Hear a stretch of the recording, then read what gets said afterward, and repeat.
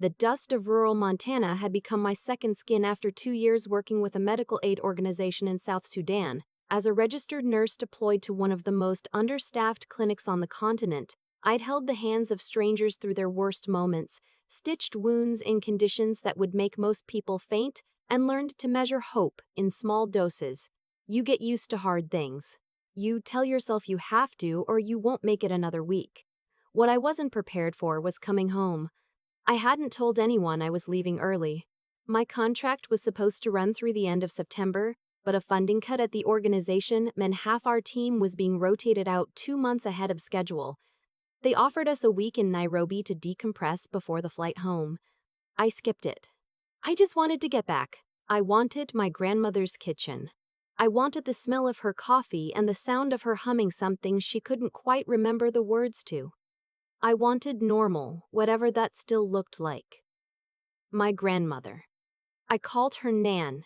Had raised me from the time I was 9 years old. My parents divorced and then sort of dissolved, each into their own separate lives, neither of which had a clear place for a child. Nan stepped in without being asked.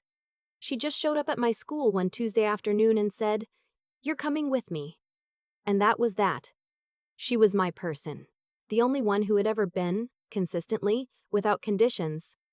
She lived alone in the house she and my late grandfather had shared for 40 years, a white clapboard house outside of Billings with a big front porch and a kitchen garden she still tended herself, even at 78. My grandfather had passed 3 years before I left for South Sudan. His death hit her hard, harder than she let anyone see, but she insisted she was fine. She had her neighbor checking in. She had her church group on Thursdays. She was fine. I landed in Denver, caught a connecting flight to Billings, and drove the 40 minutes to her house in a rental car with the windows down even though it was barely 50 degrees. The sky was enormous and gray, and I had missed it so much I almost cried just looking at it. I pulled up to the house a little after 2 in the afternoon. The curtains were drawn. That was the first thing I noticed, because Nan never kept the curtains drawn during the day. She said it was a waste of good light. I knocked. Nothing. I knocked again. Louder. "Nan? It's me?" Silence and then, faint, almost swallowed by the walls, a sound. Not words, just a sound. I tried the door. It opened. The smell hit me before my eyes adjusted. Stale air, and something underneath it that I recognized immediately from my nursing training and from 2 years and under-resourced clinics. The smell of someone who had been lying still for too long. She was in the bedroom, in her bed, still dressed in the clothes she'd been wearing, I would learn later, for at least 3 days. The curtains in there were drawn too. The glass of water on the nightstand was empty. She was awake, barely. And when she saw me, she started to cry. Which made me start to cry, and I was already moving toward her, already running through the assessment in my head even as my chest was breaking open. Her skin was dry and papery. Her lips were cracked. When I asked her to squeeze my hand, her grip was weak. She hadn't eaten. She couldn't remember how many days it had been.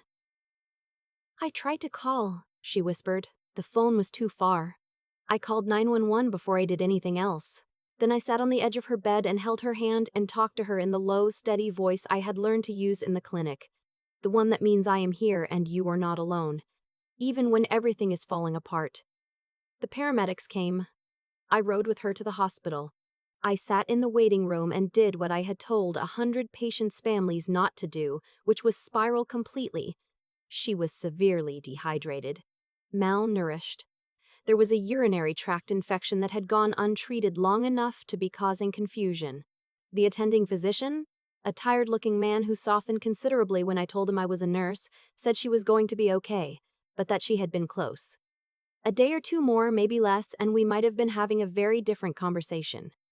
"Does she have family nearby?" he asked. "Her daughter," I said. "My aunt. She lives about 20 minutes away." He nodded and moved on. I sat with that for a moment. 20 minutes away. I called my aunt from the waiting room. The phone rang 4 times and went to voicemail. I called again. Same thing. I texted, "Nan is in the hospital. Dehydration, infection. I'm here. Where are you?" No response. I called my uncle, her husband. His phone was also off. I sat with that too. It was my aunt's neighbor. A woman named Barb who had my number from years ago, who finally told me. She had no idea I didn't already know. "Oh, they've been down in Scottsdale since last week," she said, chipper as anything. "Some kind of golf retreat your uncle wanted to do. I think they said 3 weeks. Lucky them, right? 3 weeks." Nan had been lying in that house, alone and sick, and my aunt, her only child living nearby, had been in Scottsdale for a golf retreat. I want to be fair here, because I have turned this over in my mind so many times. I want to believe there is a version of this where it is a misunderstanding, where my aunt had arranged for someone to check on Nan and that person had fallen through, where she didn't know, where she had called and Nan hadn't answered and she had assumed everything was fine. But here is what I found out, piece by piece.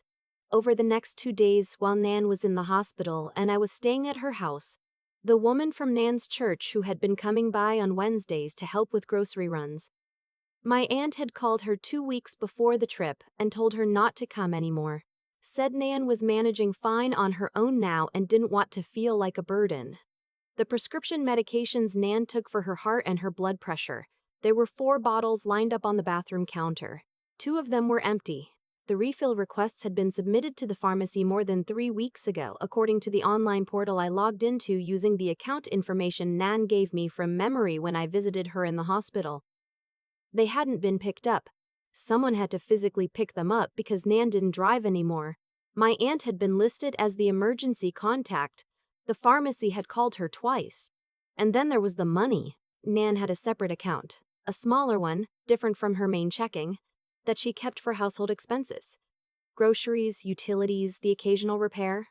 My grandfather had set it up for her years ago, and before he died he had added my aunt as a co-signer so she could help manage things. The balance, when I sat down with Nan's paper statements and did the math, was almost exactly 0. 14 months ago it had contained just under $18,000. I didn't confront anyone with this right away.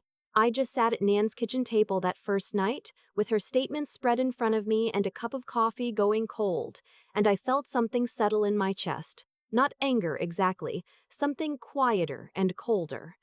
The feeling of understanding something you had been half knowing for a long time. I called a locksmith the next morning and had the locks changed. Then I drove to the pharmacy and picked up Nan's medications myself and paid out of pocket. Then I went back to the hospital, and I sat with Nan for most of the afternoon, and when she was feeling steadier, I asked her, very gently, if she knew about the household account. She looked at the window for a long time before she answered. "Your aunt said she was moving it to a better account," she said. "Something with better interest. I signed some papers. When was this?" She thought about it. "Maybe a year ago?" She said she'd take care of it. I trusted her. I nodded. I kept my voice even. "Okay," I said. "That's okay, Nan." Then I asked her something I had been working up to. I asked her about my grandfather's papers. He had been an organized man, careful with documents, careful with plans. He had always said that a man who doesn't plan is a man who leaves his family with a mess, and he had meant it. Before he died, he had put together a binder. Insurance policies, the deed to the house, the information for his attorney. Nan had kept it in the roll-top desk in the study. She told me where to look. I found the binder exactly where she said it would be, and inside it, in a sealed envelope my grandfather had labeled in his neat block lettering, 4 in a N, iron case, was a letter, and with the letter was the contact information for his attorney, a man in Billings who had handled his estate, along with a note that read, "She doesn't know about the second trust. Call Douglas." I called Douglas the next morning. He had been expecting something like this call for a while, he told me, though he hadn't known when it would come. My grandfather, it turned out, had not been naive about his daughter. He had loved her, Douglas said carefully. But he had also known her. Before he died, he had established a secondary trust, a protective trust, that held the title to the house and a separate account with a significant portion of his savings. My aunt had been deliberately excluded from it. The only names on the trust were my grandfather's, my grandmother's, and this was the part that made me have to sit down. Mine. He had added me as successor trustee 2 months before he died. I had been 24. I hadn't known. He said you were the one who would show up, Douglas told me. He said if anything ever happened to your grandmother, you'd be the one who came. I couldn't speak for a moment. He walked me through what the trust meant. The house was protected. My aunt couldn't sell it, couldn't refinance it, couldn't touch it. The money in the trust account was protected the same way. My aunt had apparently been trying, for some time, to get Nan to sign things, new documents, updated paperwork, forms that Douglas now told me would have transferred authority over the house to her. Nan had signed some things. None of them had been legally effective, because the house was already held in the trust and Nan hadn't had the authority to transfer it even if she had wanted to. My aunt didn't know about the trust. My grandfather had counted on that. I had been staying at Nan's house for 4 days when my aunt finally called me back. I had stopped trying to reach her by that point. I had stopped expecting anything. Her voice was careful when she spoke, not apologetic, careful. I just got your messages, she said, which I didn't believe for a second. How is Mom? She's recovering, I said. She was severely dehydrated and had an untreated infection. She's going to be okay. I'm so relieved, my aunt said. I let the silence go on for several seconds before I spoke again. I've been talking to Douglas, I said, Grandpa's attorney. A pause, shorter than she probably wanted it to look. Oh? We've had a few conversations. About the trust. Another pause. Longer this time. I think, I said, we should probably all sit down when you get back. You, me, Douglas, and Nan when she's feeling up to it. There's a lot to go over. She said very little after that. The call ended quickly. And then my phone started going off. My uncle first, then my aunt again, then a cousin I had not spoken to in years, then my uncle a second time. 12 calls in the first 2 hours. I answered none of them. I sat on Nan's front porch in the cold October afternoon and watched a pair of horses in the field across the road and let the phone buzz in my pocket, and thought about my grandfather sitting at this same table, working quietly, making plans for a day he knew would come. He had seen this. He had been gone for 3 years and he had still found a way to be here. Nan came home from the hospital on a Thursday. I had cleaned the house top to bottom, restocked the refrigerator, picked up all her medications, and set up a little whiteboard in the kitchen where I wrote her medication schedule in big clear letters so she could check them off herself. She cried when she walked in the door. Not sad crying. The other kind. I hired a home health aide, a cheerful woman named Becca who came highly recommended by the hospital's discharge team, to come every morning, Monday through Friday. I arranged for a grocery delivery service. I set up her phone on a little stand on the nightstand where she could reach it without getting up. My aunt came back from Scottsdale 5 days after that first phone call. The meeting with Douglas happened 2 weeks later, in his office on a Tuesday morning, with a paralegal present taking notes. My aunt brought a folder of documents she had apparently been collecting. Forms, what looked like attempts at amendments. A letter from a different attorney she had consulted. Douglas went through everything methodically. He was a small, mild-mannered man in his 60s, and he spoke in a very level, unhurried voice. And I watched my aunt's face as he explained piece by piece the structure of the trust and what she had and had not been able to do with it. She argued at first. Then she went quiet. Then she said very tightly, I want to speak to my own attorney about this. Of course, Douglas said, that's your right. She did. Her attorney confirmed everything Douglas had told her. The house was not hers to sell. The money in the trust was not hers to access. The forms she had gotten Nan to sign were legal nullities. I reported the withdrawal from the household account to the County Adult Protective Services. I also filed a complaint with the state regarding the unpicked medications and the lapsed caregiving arrangements. I did this, not in anger, the way I might have done it in the first 48 hours, but methodically, with copies of the bank statements and the pharmacy call logs and the signed statement Nan gave me describing what she had been told about the account. I don't know what will come of it. That part is not in my hands. What is in my hands is Nan. I extended my leave from the aid organization by 3 months. I am living in Nan's house right now, in the back bedroom with the window that looks out over the kitchen garden. In the mornings, I make coffee while she does her crossword at the kitchen table, And sometimes she tells me about the garden, what she'll plant in the spring. She has a plan for the tomatoes. She always has a plan for the tomatoes. 2 weeks ago, she asked me to bring down a box from the top of the closet. Inside it was a collection of photographs, a bundle of letters, and a small envelope addressed to me in my grandfather's handwriting. The envelope had been sealed with tape and then taped shut again, very thoroughly, the way he did everything. Inside was a single index card. His block lettering, dark and even. She needed someone who would fight for her. I knew it would be you. Don't let the hard things make you hard, Grandpa. I stood in the hallway for a long time with that card in my hand. The horses were back in the field across the road. Nan was humming something in the kitchen, something she couldn't quite remember the words to. The October light was coming through the window at that low afternoon angle that makes everything look like it's made of gold. I had come back from the other side of the world. I had found her in time. And somewhere underneath all of it, he had known I would. I've thought a lot about what my grandfather knew that the rest of us didn't, or maybe didn't want to admit. He wasn't a loud man. He didn't make speeches. He fixed things quietly, ahead of time, before anyone else had identified them as problems. And somewhere in the last months of his life, he sat down with Douglas and put together something that none of us knew about, because he understood that love without a plan is just a feeling, and feelings don't protect people. That used to seem cold to me. Transactional. Like he didn't trust the people he loved to do the right thing. Now I think it was the opposite. I think it was the most honest kind of love. The kind that looks at people clearly without flinching and still chooses to protect them anyway. My aunt didn't become who she is overnight. That's something I've had to sit with. The woman who left Nan alone and stopped her medications and drained that account.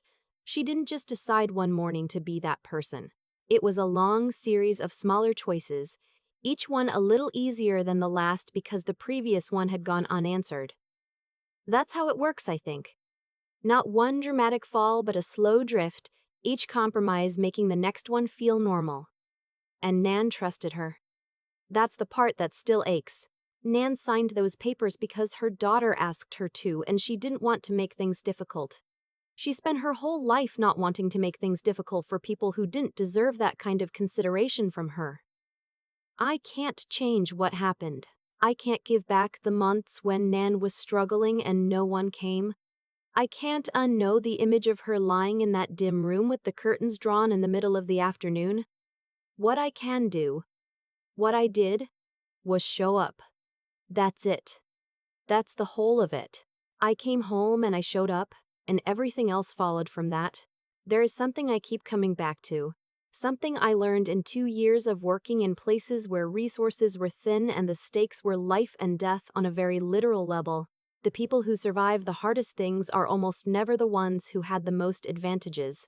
They're the ones who stayed present when it would have been easier to leave. Who did the next necessary thing even when they were exhausted and scared and had no idea if it was going to work? That's not a talent. It's not something you're born with. It's a decision you make, over and over, until it becomes the kind of person you are. My grandfather made that decision his whole life. He made it even after he was gone, through a sealed envelope in a roll-top desk, through an index card with his careful block lettering. He decided to be the kind of man who thought ahead, who protected the people he loved with intelligence instead of just intention. I want to be that kind of person. I'm not there yet, but I know what it looks like now, and I know it's possible, because I watched Nan come home from the hospital and sit down at her kitchen table and start planning what she'll do with the garden in the spring. She had every reason to give up. She didn't.